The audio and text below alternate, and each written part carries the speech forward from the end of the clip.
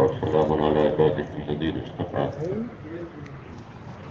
أما بعد فأعوذ بالله من الشيطان الرجيم. بسم الله الرحمن الرحيم. ألف لام ميم ذلك الكتاب لا ريب فيه هدى للمتقين الذين يؤمنون بالغيب ويقيمون الصلاة ومما رزقناهم ينفقون والذين يؤمنون بما أنزل إليك وما أنزل من قبلك وبالآخرة هم يوقنون أولئك على هدى من ربهم وأولئك هم المفلحون. وقال تعالى إنا نحن نزلنا الذكر وإنا له لحافظون. صدق الله العظيم. قال النبي صلى الله عليه وسلم خيركم من تعلم القرآن وعلمه كما قال عليه الصلاة والسلام. محترم دوستوں اور بزرگوں، اللہ جلالہ و منوالہ کا بے انتہا فضل ہے کہ اس نے ہمیں اپنے کلام کے ساتھ ایک نسبت عطا فرمائی. اس کی تلاوت کرنے والوں میں، اس کے پڑھنے والوں میں، پڑھانے والوں میں اللہ پاک نے ہمارا شمار کیا، اس کی توفیق عطا فرمائی. یہ محض اسی کا فضل ہے. دنیا میں سب سے بہترین مشغلہ جو ہے وہ قرآن کا سیکھنا سکھانا. یا علیہ السلام کا ارشاد ہے خیرکم من تعلم القرآن وعلمہ. ان میں سب سے بہتر وہ لوگ ہیں جو قرآن کو سیکھتے اور سکھاتے. یہ بہترین مشغلہ ہے. کلام پاک یہ اللہ کی کتاب ہے، دستور حیات ہے، صفت الہی ہے. اللہ تعالیٰ نے بڑے اہتمام کے ساتھ اس کتاب کو اپنے آخری پیغمبر امام الانبیاء والمرسلین خاتم النبیین حضرت محمد رسول اللہ صلی اللہ علیہ وسلم پر نازل فرمائے، اور قیامت تک آنے والے انسانوں کی خیر اور بھلائی اسی کلام میں اللہ تعالیٰ نے نازل فرمائی. قیامت تک کتنے لوگ آئیں گے، ان سب کی خیر بھلائی، ہدایت، نجات، کامیابی سب اسی کتاب میں ہے. سارے مسئلوں کا حل ہے، دستور حیات ہے. آپ علیہ السلام نے اسی کتاب کے ذریعے سے اپنے زمانے میں سارے مسئلوں کو حل کیا. اور آپ علیہ السلام جاتے ہوئے اپنی امت کو یہ دو چیزیں دے کر گئے. آپ علیہ السلام کا ارشاد گرامی ترکت فیکم امرین، کہ میں تمہارے درمیان میں دو چیزیں چھوڑ کر جا رہا ہوں. ان تمسکتم بہ ما لن تضلوا ابدا، کہ اگر تم ان دو چیزوں کو مضبوطی سے پکڑ لو گے تو پھر کبھی گمراہ نہیں ہوں گے. ایک اللہ کی کتاب ہے اور دوسرا آپ صلی اللہ علیہ وسلم کی سنت اور آپ کا طریقہ ہے. یہ قیامت تک آنے والوں کے لیے. زمانے میں کتنا تغیر تبدل ہو اور حالات کیسے ہی عدلتے بدلتے رہے، ہر زمانے کے تمام حالات کا علاج اسی میں، اور ساری کامیابیاں اسی میں پوشیدہ. علامہ اقبال رحمۃ اللہ علیہ نے امت کے ان حالات پر جو اپنا کلام فرمایا، اس میں ان کا جو مشہور شعر ہے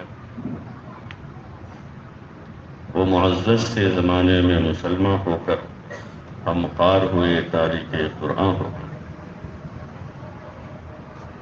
صحابہ کو جو عزت ملی، ان کا جو غلبہ ہوا، اور دنیا میں جو وہ چھا گئے باوجود اپنے فقر و فاقہ کے، تو ان کے پاس مال و متاع اور آسائش کے اسباب نہیں تھے. انہوں نے قرآن شریف کو مضبوطی سے پکڑا،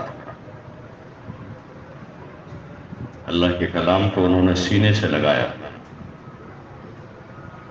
اس کی ایک ایک آیت کو سینے سے لگایا جو حکم دیا گیا اللہ کی طرف کہ پورے اسلام میں داخل ہو جاؤ. تو پورے اسلام میں داخل ہو گئے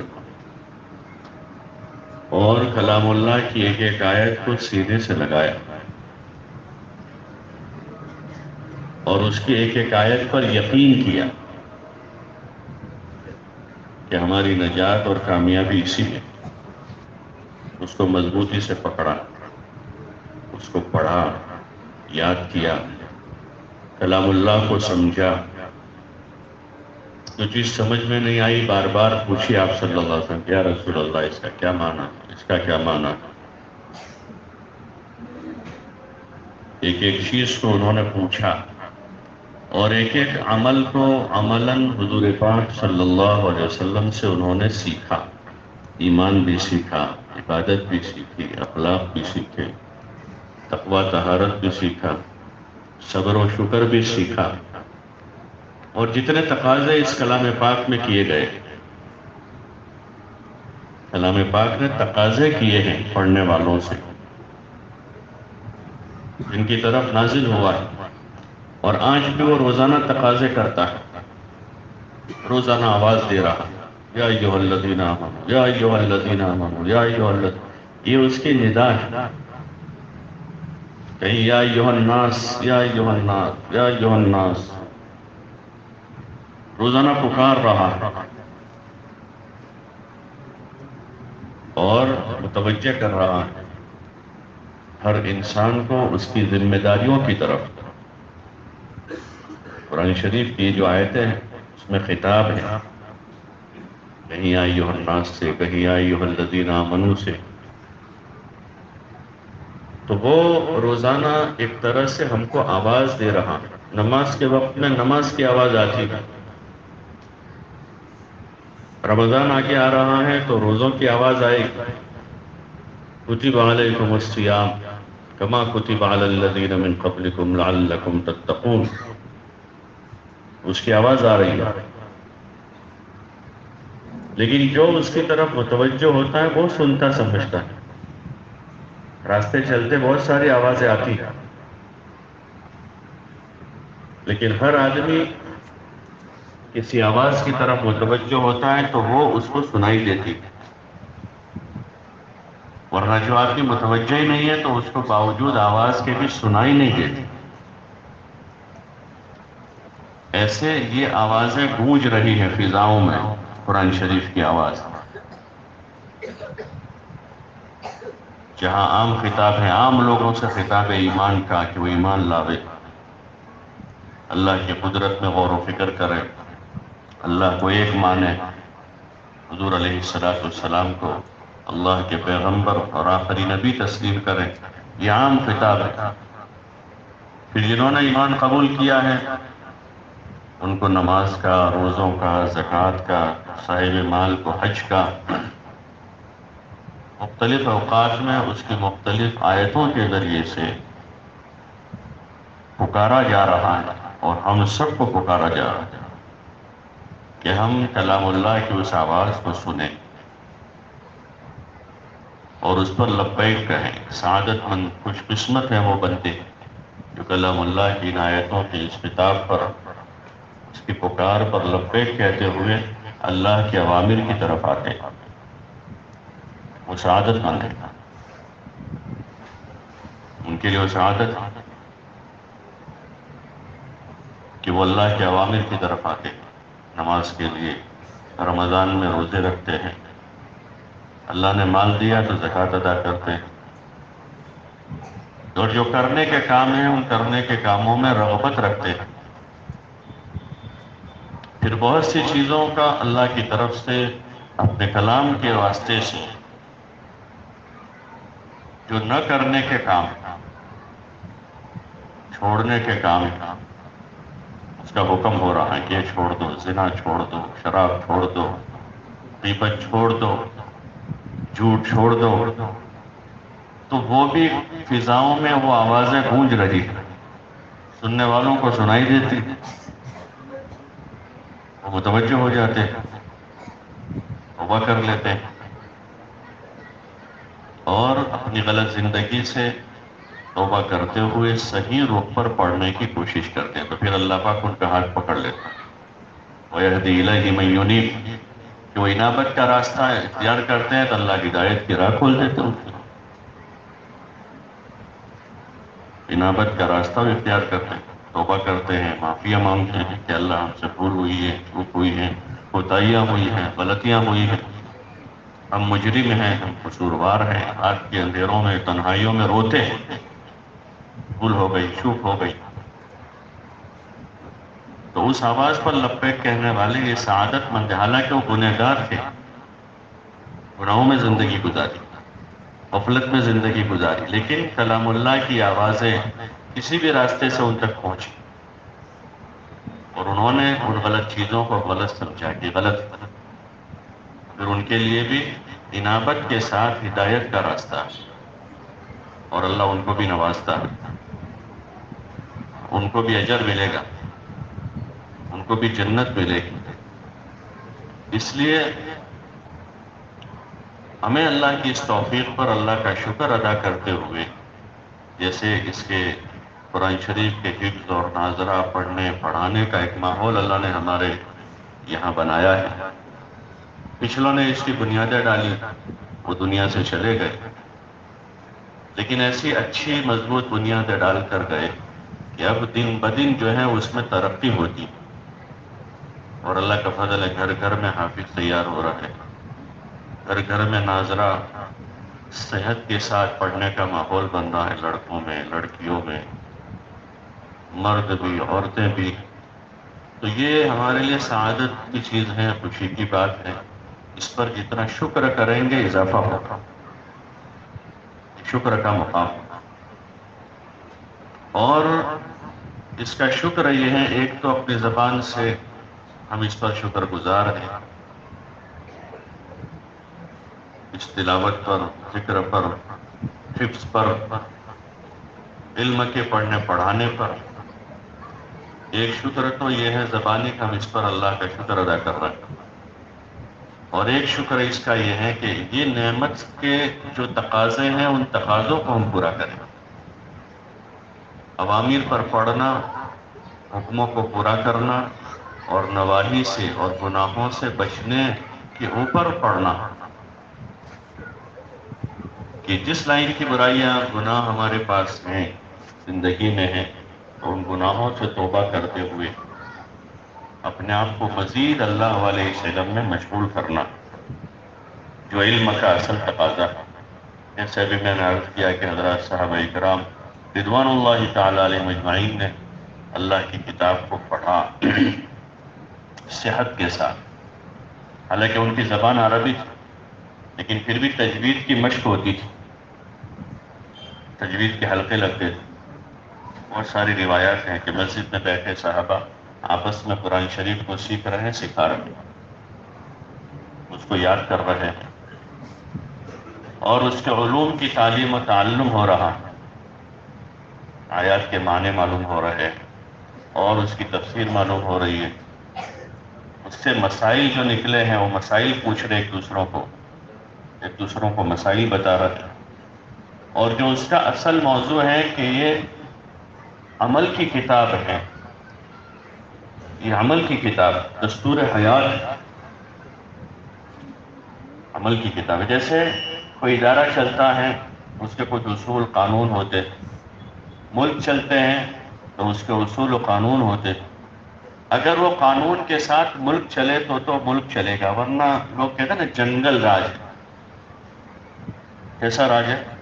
جنگل راج، کہ قانون اپنی جگہ ہے اور راج پاٹ ہو رہا، ایسے یہ دستور حیات ہے قرآن شریف، اگر اس قرآن کے مطابق زندگیاں ہیں تو وہ صحیح رخ کی زندگیاں، ہدایت والی زندگیاں، اور اگر قرآن کے مطابق زندگی نہیں ہے تو انسانوں کے بنائے ہوئے قانون، اس قانون کے مطابق اگر ملک نہیں چلتا ہے تو جنگل راج ہو جاتا ہے۔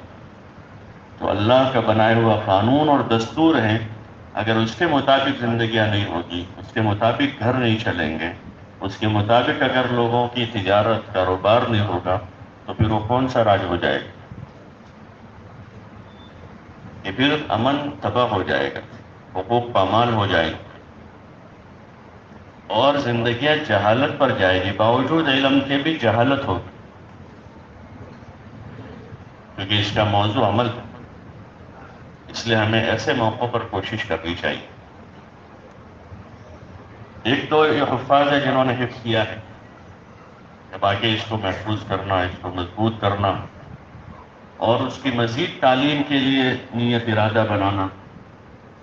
اللہ نے اس کے حفظ کی توفیق دی، اب اس کے مزید علوم حاصل کرتے ہوئے، اس کو اپنی زندگی میں لاتے ہوئے اور مزید علم حاصل کرتے ہوئے زندگی گزارنے کی نیت بنانی چاہیے۔ جن لوگوں کو ناظرہ صحیح پڑھنا نہیں آتا ہے ان کو نیت کرنی چاہیے کہ ہم بھی شروع کریں۔ جب یہ 10 سال کے بچے پورا قرآن شریف حفظ کر سکتے ہیں تو ہم ناظرہ کیوں نہیں سیکھ سکتے؟ بہت سے بھائی کہتے ہیں کہ ہماری زبان پر چڑھتا نہیں، وہ آتا نہیں، کہتے ہیں کہ ہماری شادی اب تو ہو گئی، کاروبار میں لگ گئے۔ پہلی وہی شادی کے 15 سال کے بعد آئی۔ حضور علیہ پاک صلی اللہ علیہ وسلم کی عمر شریف 40 سال کی ہوئی، آپ کے نکاح 25 سال میں ہوئی، اور اس سے پہلے آپ کاروبار کرتے تھے، شام تجارت کے قافلے کے ساتھ جاتے تھے، اور پہلی وہی 40 سال کے بعد آئی، اور ہمارا 30 سال کا آدمی کہتا میری زبان پر نہیں چڑھتا۔ ایک دھوکہ ہے شیطان کی طرف۔ حضرت ابوبکر رضی اللہ عنہ نے اسلام قبول کیا 38 سال کی عمر تھی ان کی، اور قرآن آنا شروع ہوا، جیسے جیسے آتا گیا سیکھتے گئے۔ اکثر صحابہ جو بڑی عمر کے تھے انہوں نے اپنی اسی عمر میں قرآن شریف کو سیکھا، پڑھنا بھی سیکھا۔ حضرت عمر رضی اللہ تعالیٰ عنہ فرماتے میں نے سورہ بقرہ 12 سال میں سیکھی، سورہ بقرہ، اور قرآن شریف ان کو اچھا خاصا یاد تھا۔ فجر کی نماز میں سورہ کہف پڑھتے تھے، بڑی بڑی صورتیں فجر کی نماز میں پڑھتے تھے، نماز پڑھاتے تھے حضرت عمر رضی اللہ۔ تو وہ بڑی عمر میں سب نے سیکھا، لیکن چونکہ سیکھنے کی طرف توجہ نہیں ہے، ایک دن بیٹھے 2 دن بیٹھے، ذرا دیکھا کہ بھائی سب سے بڑی چیز شرم مانے ہے، شرم۔ صرف جماعتوں میں نکلتے ہیں اور حلقے لگتے ہیں تو ابتدا میں کہتے ہیں بھائی جو حلقے میں نہ بٹھاؤ، پھر دھیرے دھیرے بھائی تم مت پڑھنا، خالی بیٹھنا۔ 2 دن 3 دن 4 دن 5 دن ہوتے ہیں، پھر ان کو شوق ہوتا ہے، وہ شرم ٹوٹ جاتی ہے۔ پھر وہی آدمی سورہ یاسین یاد کر کے آتا ہے، پھر صورتیں صحیح کر کے آتا ہے، 40 دن میں ہی وہ اچھی خاصی صورتیں صحیح کر دیتا ہے۔ اگر وہ آدمی گھر میں رہتا ہوا بھی اگر شروع کرے تو کوئی مشکل کام نہیں، لیکن ہے کہ سب سے پہلے کہ اس کی ضرورت محسوس کرے آدمی کہ اللہ کا کلام ہے، کلام الہی ہے، صفت الہی ہے، اس کلام کے راستے سے میرا تعلق اللہ سے جڑے گا۔ آدمی اللہ کو نہیں پہچان سکتا، اس کا کلام نہیں جانتا۔ جو آدمی اللہ کا کلام نہیں جانتا وہ اللہ کو کیسے پہچانے؟ کیونکہ اس کے کلام میں اس نے اپنا تعارف کروایا، اپنی پہچان کروائی، اپنی صفتوں کو کھولا، اپنی نعمتوں کو کھولا، اپنی قدرت کو کھولا، اپنی جنت کو کھولا، اپنے عقاب و عذاب کو کھولا، دنیا اور آخرت کو کھولا۔ آپ علیہ السلام فرما رہے کہ مجھے اولین و آخرین کا علم دیا گیا، تو جو اس کو پڑھنا ہی نہیں جانتا ہے وہ کیسے اللہ کو پہچانے؟ یہ فارسی میں مثل مشہور ہے، بے علم نہ توا خدا را شنا، کہ بے علم خدا کو نہیں پہچان سکتا۔ اور جہالت سب سے بڑا عیب ہے، جہالت بہت بڑا عیب ہے۔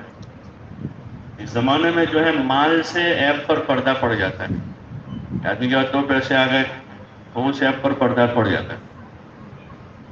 آدمی کے پاس دنیا کے لائن کی کوئی معلومات ہیں تو اس معلومات سے اس کے اتنے بڑے عیب پر پردہ پڑتا ہے، لیکن یہ دنیا کی حد تک تو ہو جائے گا، لیکن آخرت میں پردہ نہیں پڑے گا، وہاں آدمی کو پچھتاوا ہوگا، اتنے بڑے علم سے میں غافل رہا، اللہ کی کتاب سے، اللہ کے کلام سے۔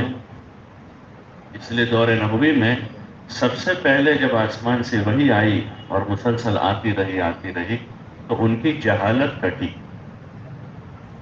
وہاں جہالت اتنی تھی کہ جہالت صفت بن چکی،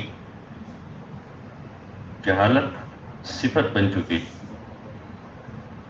کوئی چیز معمولی مقدار میں ہوتے تو نظر انداز ہو جاتی ہے، لیکن بہت زیادہ ہوتی ہے کسی آدمی میں تو اس کی صفت بن جاتی ہے۔ ایک آدمی جو ہے نارملی سوتا ہے، سبھی سوتے ہیں، لیکن آدمی سوتا ہی رہتا ہے تو معروف ہو جائے کہ یہ سونے والا ہے۔ لیکن نارملی سبھی لوگ کھاتے ہیں، لیکن آدمی خوب کھاتا ہے تو عربی میں کہ اکال ہے، اس کی صفت بن گئی ہے، کھاتا ہی رہتا ہے۔ ایسے وہ دور کو جاہلیت کا دور کہا گیا، جاہلیت الاولی، جاہلیت چھائی ہوئی تھی۔ ایسی جاہلیت تھی وہاں پر کہ بیت اللہ اللہ کا گھر ہے، مرکز ہدایت ہے، توحید کا مرکز ہے وہ، اس میں 360 بت رکھ دیے انہوں نے مرکز توحید میں۔ جیسے اس وقت ہمارے ملک میں جو جہالت ہے لوگوں میں، برادران وطن ہمارے بڑے سمجھدار لوگ، بڑے بڑے عہدیدار لوگ ہیں، ان کے پاس دنیا کی بڑی سمجھ ہے، لیکن وہ ایسے کام کرتے ہیں کسی جانور کا پیشاب پیتے ہیں۔ وہ کیسی جہالت ہے، کیسی جہالت ہے۔ ایسے وہ دور تھا جاہلیت۔ حضور پاک صلی اللہ علیہ وسلم پر علم آیا اور آپ نے صحابہ کو علم دیا، وہ جاہلیت ختم ہو گئی اور علم عام ہوا، علم پھیلا، مسجد سے چلا، آپ صلی اللہ علیہ وسلم پر آیا، آپ نے مسجد کو ٹھکانہ بنایا۔ بیت مدینہ منورہ پہنچے آپ، سب سے پہلے آپ نے مسجد بنائی۔ قباء میں چند دن ٹھہرے آپ، قباء میں آپ کو مستقل ٹھہرنا نہیں تھا، آپ کا ہدف تو مدینہ تھا۔ مدینہ اور مدینہ سے قباء ہے کتنا؟ قریب ہے۔ چند دن آپ کو وہاں ٹھہرنا تھا، آپ نے وہاں مسجد بنائی۔ راستے میں آئے، آپ نے نماز جمعہ ادا فرمائی، مسجد جمعہ وہاں قائم ہو گئی۔ مدینہ منورہ آپ پہنچے، آپ صلی اللہ علیہ وسلم نے سب سے پہلے اپنا گھر نہیں بنایا، آپ نے مسجد بنائی۔ آپ کے پاس پیسے نہیں تھے، زمین کے بھی پیسے نہیں تھے تو ادھار خریدی۔ یہ سنت وہیں سے چلی آ رہی۔ عامةً مسجدوں کی زمینیں اسی طرح لوگ خرید لیتے ہیں، محلے والے جمع ہو کر، پھر مل جل کر پیسے ادا کر دیتے۔ تو آپ صلی اللہ علیہ وسلم نے، دو انصاری بھائی تھے، ان سے وہ زمین خریدی، پھر بعد میں ان کی رقم ادا کی، اور آپ صلی اللہ علیہ وسلم نے خود ہی اور صحابہ نے مل کر مسجد بنا دی۔ صحابہ کہتے ہیں کہ حضور صلی اللہ علیہ وسلم پتھر اٹھاتے تھے اور رکھ رہے تھے وہاں، ہم لوگ کچھ ساتھی ایک طرف بیٹھے تھے، ہم نے دیکھا کہ حضور پتھر اٹھا رہے ہیں، تو پھر انہوں نے آپس میں ایک دوسروں سے کہا لَإِنْ قَعَدْنَا وَالنَّبِيُّ يَعْمَلُ لَذَاكَ مِنَّا الْعَمَلُ الْمُذَلِّلُ، کہ ہم ایسے بیٹھے رہیں اور ہمارے نبی کام کریں، یہ تو ہمارے لیے بڑی ذلت کی بات ہے۔ تو پھر بولا ہم سب جمع ہو گئے اور مل جل کے جو کچا پکا سامان اس وقت ہوتا تھا، کھجور کے تنے کھڑے کر دیے بیچ میں اور اوپر چھپر ڈال دیا کھجور کے پتوں کا، اور مسجد بنا دی، اور اس مسجد سے جوڑا سب کو، سب کو، مالدار بھی، غریب بھی، پڑھے لکھے بھی، ان پڑھ بھی، کاشتکار بھی، ملازم بھی، مہاجر بھی، انصار بھی، کالے بھی، گورے بھی، سب کا ٹھکانہ مسجد، سب کا۔ مسجد میں آتے تھے، نماز کے وقت نماز بھی ادا فرماتے تھے، اور نمازوں کے علاوہ کوئی تلاوت میں، کوئی ذکر میں ہے، کوئی دین سیکھ رہا ہے، کوئی دین سکھا رہا ہے۔ یہاں تک کہ جو مہمان آتے تھے وہ بھی مسجد آتے تھے، سیدھے وفود آتے تھے باہر سے، وہ بھی مسجد آتے تھے، اور پھر وہیں سے ان کی خدمت کا بھی انتظام ہوتا تھا، ان کو کھلایا جاتا تھا، پلایا جاتا تھا، ان کو دین سکھایا جاتا تھا۔ یہ موضوع ہے مسجد کا۔ تو ہر مسلمان کا تعلق مسجد سے تھا۔ اب جو وہی آتی تھی آپ صلی اللہ علیہ وسلم مسجد میں بتاتے تھے، سکھاتے تھے، تو کوئی کاشتکار ہوتا تھا وہ اپنے گھر لے کر جاتا تھا تو اپنی بیوی کو، بچوں کو علم دیتا تھا، کوئی مزدور تھا وہ اپنے بیوی بچوں کو سکھاتا تھا، کوئی باہر سے آیا ہوا مہمان ہوتا تھا وہ لے کر جاتا تھا، سکھاتا تھا وہاں جا کر۔ تو علم عام تھا، اور دھیرے دھیرے دھیرے جاہلیت کٹ گئی ان کی چند سالوں میں۔ کہ تاثیر ہے اس علم میں. شرط ہے کہ اس کو صحیح نیت سے لیا جا، عمل کی نیت سے لیا جا، خالی معلومات کے لیے نہیں. بیانات اس لیے نہ سنے جاوے کہ صرف ہماری معلومات میں اضافہ ہو، تاکہ ہم بھی مجلس میں جا کر ہم بھی بول سکیں اور ہم بھی کہہ سکیں کہ ہم بھی جانتے. اس کا موضوع عمل. اس زمانے میں یہی بات تھی، ہر آدمی اس کو عمل کے لیے لیتا تھا کہ ہم اس پر عمل کریں. اس لیے جب خرچ کرنے کی آیتیں نازل ہوئی، خرچ کرنے کی، تو فقیروں نے بھی عمل کی نیت سے وہ آیتیں سنی. فقیروں نے،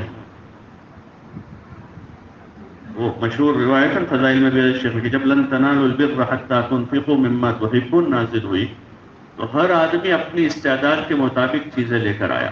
کسی نے اپنا پورا باغ دے دیا کیونکہ عمل کے لیے آیت سنی تھی.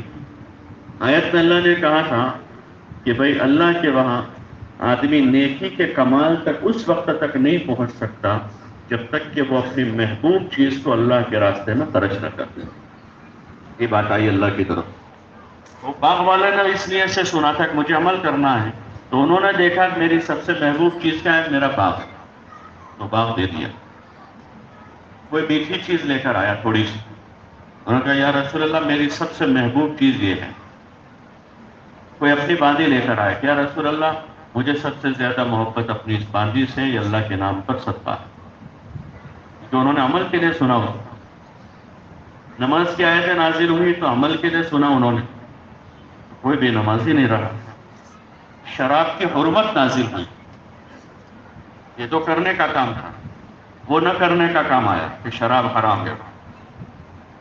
تو سب لوگوں نے شراب ایک ساتھ چھوڑ دی کیونکہ انہوں نے قرآن کو عمل کے لیے سنا، اپنے آپ کو تیار کیا اس کے لیے کہ ہم کو عمل کرنا ہے. جو اللہ کی آیتیں اتر رہی، ایسے دیگر مواقع پر جو آیتیں آئی، جان لگانے کی آیتیں آئی تو انہوں نے جان پیش کی، مال لگانے کی آیتیں آئی تو مال پیش کیا، اور جس نوعیت کی جو آیتیں اتری انہوں نے وہ پیش کیا. تو علم پھیلتا گیا اپنے عمل کے ساتھ.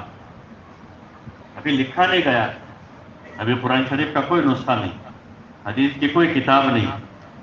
علم تعامل کے راستے سے چلا، عمل کے راستے سے. ابا نے نماز پڑھی، بیٹے نے نماز پڑھی، بیٹے نے نماز پڑھی، اس کے بھائی نے اس کو دیکھ کر پڑھی ایسی نماز. انہوں نے بتائی ایک دوسروں کو. حضور صلی اللہ علیہ وسلم ایسی پڑھتے، حضور ایسا وضو کرتے. علی رضی اللہ تعالیٰ نے ایک مرتبہ باہر نکلے، کہا بھائی پانی لاؤ. تو لوگوں نے کہا امیر المومنین آپ تو نماز پڑھ چکے ہیں، وضو کرنے کی کیا ضرورت ہے؟ کہنے لگے میں حضور کا وضو دکھانا چاہتا ہوں، جو آدمی چاہے حضور صلی اللہ علیہ وسلم کا وضو دیکھنا ہے وہ آ جاؤ. اور ایک چبوترے پر بیٹھے اور انہوں نے وضو کر کے بتایا. ایسے تعامل سے علم چلا اور ہر ایک کی نیت میں تھا کہ مجھے عمل کرنا ہے. کرنے کے کام ہے تو اس کو کریں گے، جو چھوڑنے کے کام ہے اس کو چھوڑ دیں گے.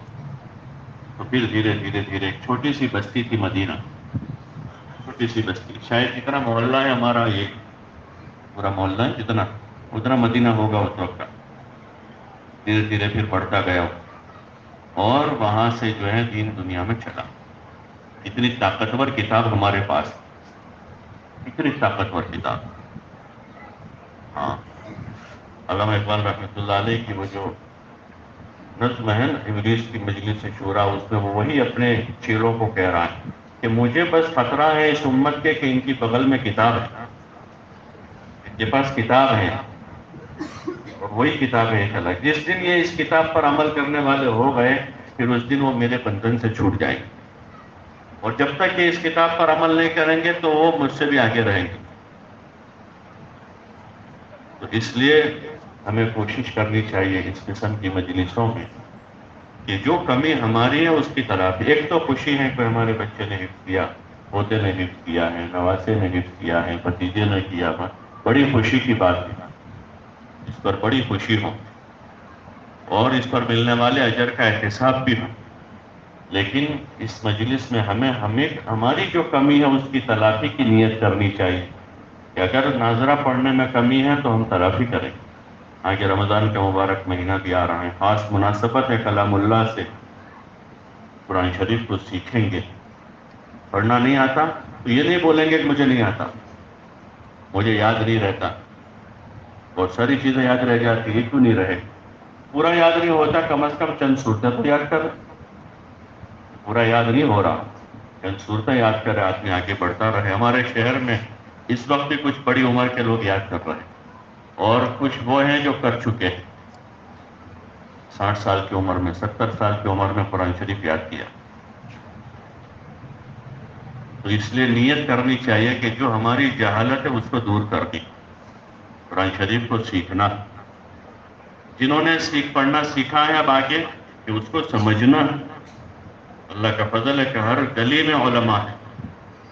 ایک وقت تھا کہ شہر میں 4-5 علماء تھے، اب اللہ کا فضل ہے کہ ہر گلی میں علماء ہے، اور آگے جا کر امید ہے ہر گھر میں علماء ہوں. بچے پڑھ رہے ہیں مدرسوں میں، ہر خاندان میں تو ہے ہی. شاید کوئی خاندان ایسا باقی ہوگا جہاں کوئی عالم نہ ہو، کوئی خاندان شاید خالی. تو یہ ہماری سعادت ہے کہ علم عام ہو رہا ہے. تو سیکھنے کی کوشش کریں. اور احکامات ایک تو ہے کہ رسمی طور پر شوقیہ، ٹھیک ہے وہ بھی اتنی دیر کی عبادت ہی ہوگی کہ شوقیہ بیانات سنتا ہے آدمی کہ بیان سنا، بھائی بہت اچھی بات کہی، بہت اچھا شعر پڑھا، بہت اچھی حکایت سنائی، بہت اچھا جوکس بتایا، شوقیہ ہے.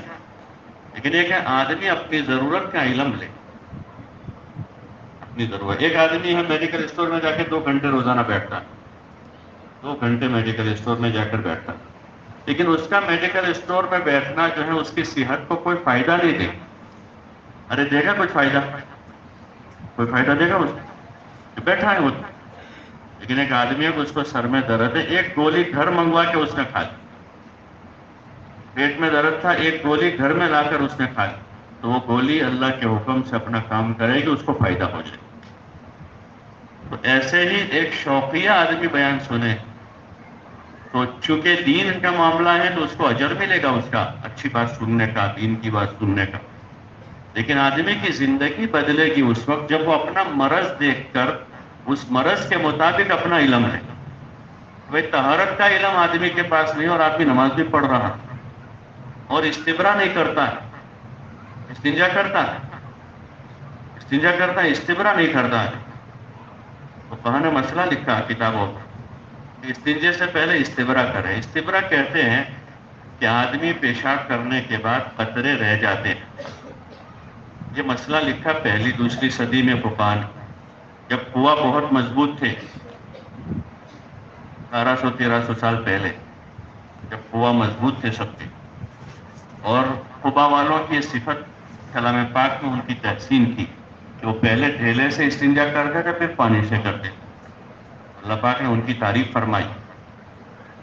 اور فقہاء نے مسئلہ لکھا کہ آدمی پہلے اطمینان حاصل کرے استنجا کر کے، یعنی پیشاب کرنے کے بعد ٹھہر جائے، تھوڑی دیر کھنکھار لے، اور اطمینان ہوگا کہ اب اچھی طریقے سے پانی ہوگا، پھر پانی سے استنجا کرے. اب ہمارے ان پیشاب خانوں میں نماز سے پہلے دیکھتے ہیں آدمی آیا دوڑتا پھاگتا 1 منٹ میں پیشاب کر کے باہر آ جاتا ہے. استبرا ہوتا نہیں. آدمی نے استنجا کیا اور آپ کی نماز پڑھ رہا ہے 10 سال سے، 15 سال سے، 20 سال سے، تو یہ علم کی کمی کی وجہ سے یہ جہالت والا عمل ہے. اور اگر قطرہ نکل جاتا ہے تو نماز کیسے ہوگی؟ بلکہ اس پر سخت وعید ہے حدیثوں میں. حدیثوں میں وعید ہے کہ آدمی پیشاب سے احتیاط نہ کرے تو اس پر عذاب قبر کی وعید. لیکن یہ جہالت ہے. آدمی نماز پڑھتا ہے 10 سال سے 20 سال. تو یہ اگر ایک مسئلہ آدمی نے معلوم کر کے صحیح عمل کیا تو اس کو یہ گولی صحیح جگہ پہنچی، تو یہ شفا ہوئی ایک طرف. بہت سے مصلی نمازی آتے ہیں، امام صاحب کی پہلی رکعت ہو گئی، وہ وہاں سے آئے اس فکر میں کہ رکعت نہ جائے، اور دوسری آ کر سیدھے بغیر کچھ بولے ہوئے ہاتھ باندھ کے کھڑے ہو جائے. پہلی تکبیر فرض ہے، پہلی تکبیر کہنا فرض ہے. باقی کی تکبیر سنت کو بھی چھوڑنا نہیں چاہیے، اور مقتدی کو بھی پڑھنا چاہیے وہ تکبیر امام کے ساتھ. باقی تکبیر سنت، لیکن پہلی تکبیر، اگر آدمی پہلی تکبیر ہی نہیں پڑھی ہے تو چاہے 10 سال سے اس طرح نماز پڑھ رہا ہے، وہ نماز کیسے قابل قبول؟ یہ ہمارا علم ہے. یہ ایک مثال. ایسے زندگی کے دیگر شعبوں میں، تجارت، کاروبار میں آدمی معمولی جملوں کی وجہ سے اپنی پوری تجارت خراب کر دیتا. حالانکہ وہ نہ بولے تو چل جاوے، ایسا ہوتا ہے. وہ جملہ نہ بولے تو چل جائے ایسا ہے، لیکن پھر کیوں بولتا ہے؟ مثال کے طور پر ایک آدمی کسی دکان پر آیا ہے، کہا 100 روپے کی کوئی چیز اس کو دکھائے، 100 روپے کی، اس نے کہا 80 میں دے دو، یہ 70 میں لایا تھا، 70 میں لایا تھا، اس نے کہا 80 میں دے دو، تو وہ ایک کہہ رہا ہے کہ 80 میں تو میں بھی نہیں لایا ہوں، حالانکہ 70 میں لایا، یہ جھوٹ بول رہا ہے، 70 میں لایا تو اگر 80 میں تو میں بھی نہیں لایا، اتنا جملہ اس کو بولنے کی ضرورت، وہ یہ کہہ دے بھائی مجھے 70 میں نہیں پہنچائے گا، 100 میں دوں گا، تو ایک جملہ ہے جو زائد بول گیا وہ، لیکن یہ جہالت ہے کہ تجارت کے لائن کا علم نہیں ہے کہ جھوٹ کیا ہے، سچ کیا ہے۔ اس لیے ایسے موقعوں پر ہمیں نیت کرنی چاہیے کہ ہم اپنی ضرورت کا علم سیکھیں گے انشاءاللہ، اور اس کے لیے علماء ہیں گلی گلی میں، طہارت کے مسائل ہیں، وضو نماز کے مسائل ہیں، روزوں کے مسائل ہیں، زکوٰۃ کے مسئلے ہیں۔ بہت سے لوگ بہت سارا مال للہ سال پر خرچ کرتے رہتے ہیں، لیکن جو واجب زکوٰۃ ان کے اوپر ہے اس کا حساب نہیں کرتے، زکوٰۃ بھی دیتے ہیں لیکن حساب کر کے نہیں دیتے، حالانکہ زکوٰۃ میں شرط ہے کہ آدمی اپنے مال کا حساب کر کے زکوٰۃ ادا کرے، اتنا اس کے پاس، اور حساب نہیں کیا آدمی نے، للہ میں زکوٰۃ سے زیادہ دیے، للہ میں زکوٰۃ سے زیادہ، شادیوں میں آدمی نے وہ زکوٰۃ سے 10 گنا زیادہ سال بھر میں دی، اس پر زکوٰۃ تو 5,000 روپے آتی ہے سال میں، اور شادیوں میں 50,000 دے چکا سال بھر، اور اپنی زکوٰۃ باقی۔ تو اس لیے علم اتنا ضروری ہے، حضور علیہ السلام کے زمانے میں صحابہ نے علم لیا، اس علم کی روشنی میں اپنی زندگیاں بنائی، تو وہ زندگیاں پاکیزہ زندگیاں ہو۔ فقیر آدمی فقر میں کامیاب ہو گیا، اس کو مالدار بننے کی ضرورت نہیں پڑی، وہ فقیری میں کامیاب ہو گیا، اور جو مالدار تھے وہ اپنے مال کے ساتھ بھی عشر مبشرہ میں شامل ہو گئے۔ عبدالرحمن ابن عوف اتنے بڑے مالدار ہیں عشر مبشرہ میں سے، حضرت عثمان غنی بہت بڑے مالدار تھے عشر مبشرہ میں سے، حضرت ابوبکر بہت بڑے مالدار تھے عشر مبشرہ میں سے، تو وہ مال کے ساتھ عشر مبشرہ میں شامل ہو، ان کے مال نے ان کے راستے میں رکاوٹ نہیں ڈالی، اس لیے کہ علم کی روشنی میں زندگی تھی۔ اور حضرت علی رضی اللہ عنہ فقراء صحابہ میں سے ہیں، گھر میں فاقے رہتے تھے، وہ بھی عشر مبشرہ میں سے، وہ بھی ناکام نہیں تھا۔ تو اس لیے کسی فقیر کو مالدار بننے کی ضرورت نہیں، اللہ نے جس کو جو حیثیت دی ہے اس حیثیت کے ساتھ حضور والے مبارک علم کو زندگی میں داخل کر لے گا، وہ آدمی کامیاب ہو جائے۔ کوئی لنگڑا ہے تو اس کو نیا پیر لانے کی بھی ضرورت نہیں پڑے گی، ٹھیک ہے ضرورت کے خاطر وسائل اس دنیا میں پڑے ہیں تو آدمی کچھ علاج کروا لے، باقی اس حال میں وہ کامیاب ہو جائے۔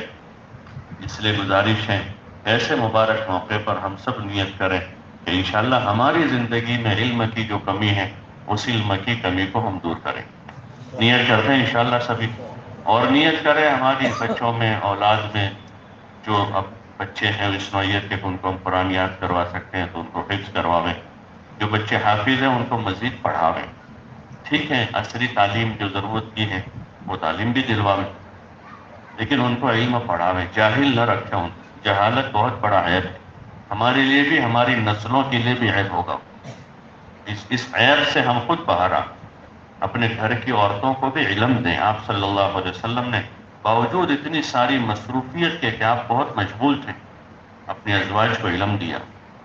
صحابہ کہتے ہیں کہ ہم نے آدھا علم امی جان سے سیکھا ہے، عائشہ رضی اللہ عنہ، آپ کے گھر میں وہ رہی 9 سال تو آپ کے ساتھ رہنے کا موقع ملا، لیکن بڑی عالمہ فاضلہ، اپنے گھر کی عورتوں کو بھی علم سکھا، جو بچیاں چھوٹی مدرسوں میں پڑھ لیتی ہیں، قرآن شریف ناظرہ ختم ہوا ان کا تو ختم نہ کروا دیں، بلکہ مزید ان کو ترغیب دیں، گھر میں تلاوت کریں، اپنے ضرورت کا علم وہ سیکھیں۔ حضرت تھانوی رحمۃ اللہ علیہ نے بہشت زیور لکھی عورتوں کے لیے، کم از کم اتنا تو پڑھا دیں ان کہ وہ اردو زبان سیکھ لے، بہشت زیور پڑھ لے، اس سے اپنے وہ ضرورت کے طہارت، پاکی ناپاکی، نماز، روزہ، زکوٰۃ، حج اور ضروری گھریلو امور سے متعلق انہوں نے مسائل جمع کیے ہیں جو عورتوں کے لیے انتہائی ضروری مسائل، کم از کم وہ اتنا علم لے لے اپنے گھر میں، وہ شادی کر کے کسی گھر میں جاوے تو اپنی نماز روزوں کی پابند ہو، وہ اپنی معاشرت میں اس کے پاس دین ہو، اس کو حیا اور بے حیائی کا فرق پتا ہو کہ حیا کسے کہتے ہیں، بے حیائی کسے کہتے ہیں، اس کو اپنے شوہر کے حقوق کا پتا ہو، شوہر کے رشتہ داروں کے ساتھ کیسے جینا، کیسے رہنا ہے، اس کو علم ہے۔ یہ ماں باپ کی طرف سے سوغات ہے اپنے بچوں کو۔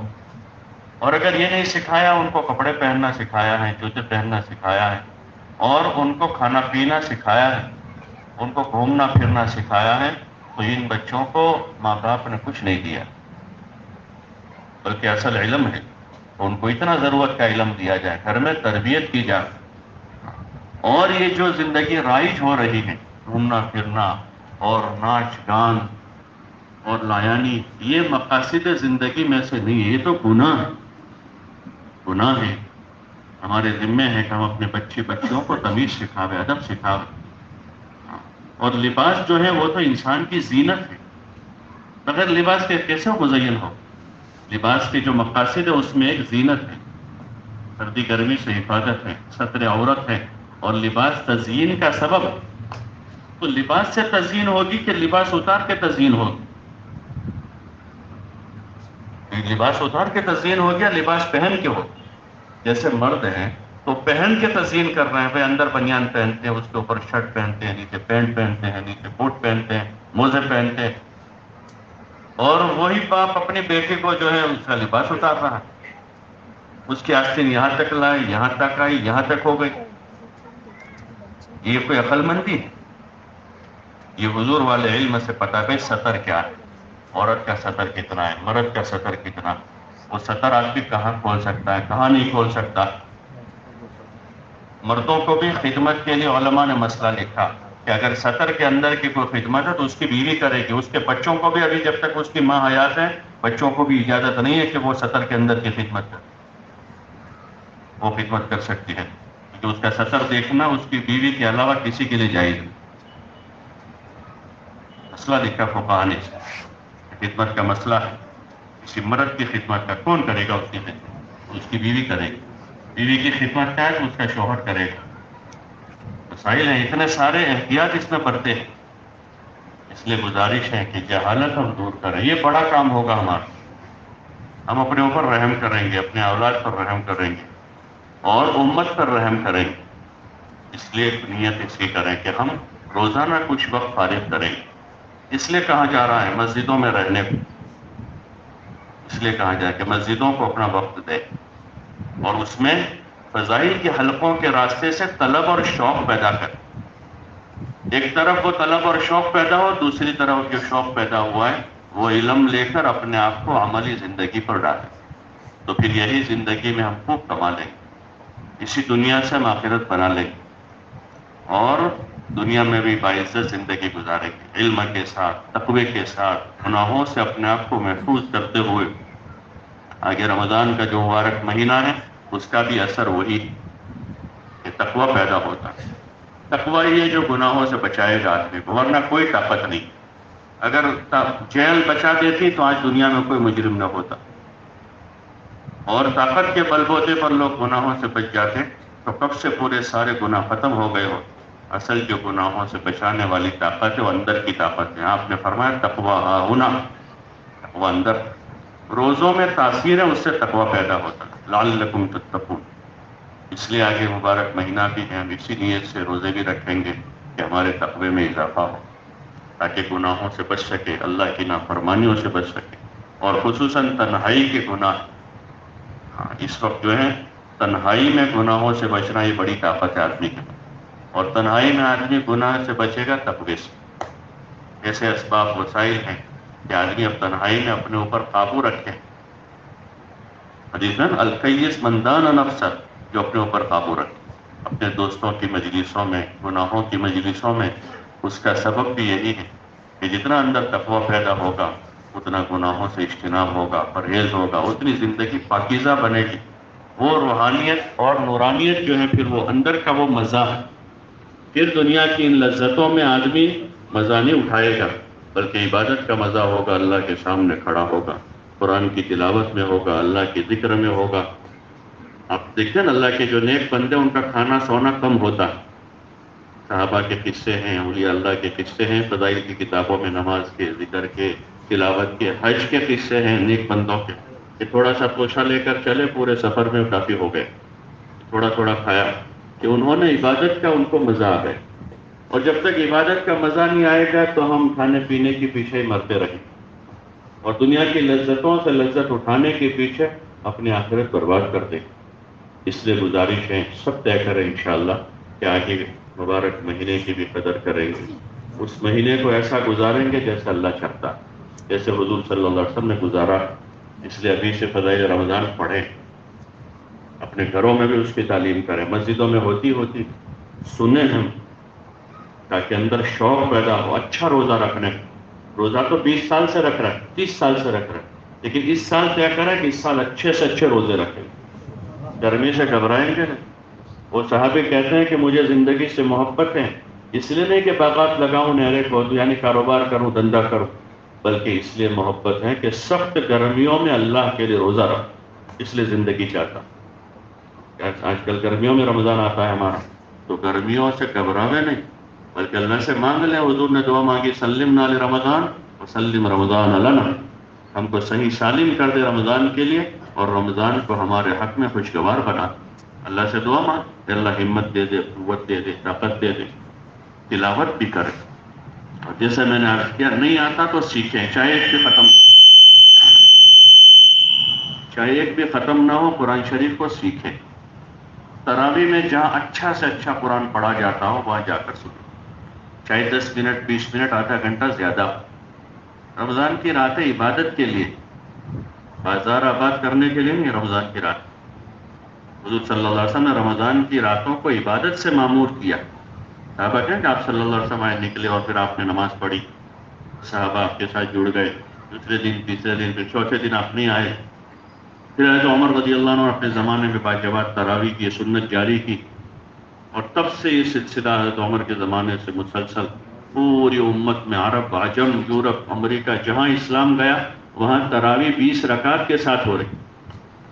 20 رکعت تراویح، اور بڑے اہتمام کے ساتھ لوگ 2 گھنٹے، 2.5 گھنٹے، بعض جگہ 3 گھنٹے وہ اتنے اس میں لگاتے قرآن سننے میں.